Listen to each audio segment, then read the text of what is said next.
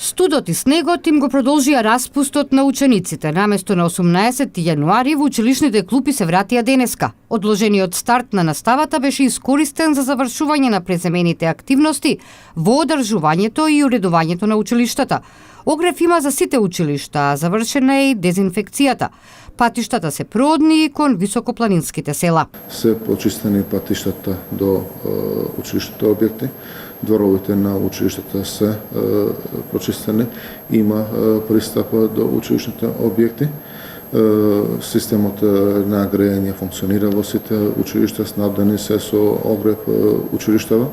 Значи, во сите населени места, почнувајќи од оние најгорните, од Позовце, Вешала, Бродец, Лисец, Гајре, Джермо, сите населени места, Вице и Селце се проодни.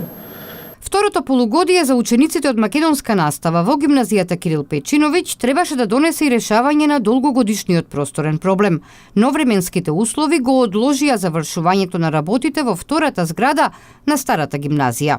Промената електричната инсталација на училишниот објект е реализирано фасадирање на комплет на внатрешното фасадирање на училишниот објект. Моментално сме во фаза со системот на грејење. Системот на грејење не беше функционален 3-4 години. Тука имавме потешкоти кои што траја, значи да се стави нов под во целокупниот училишен објект. И со тоа само да се после тоа да се монтираат таблата и таблите во учениците и клупите и столиците да стават.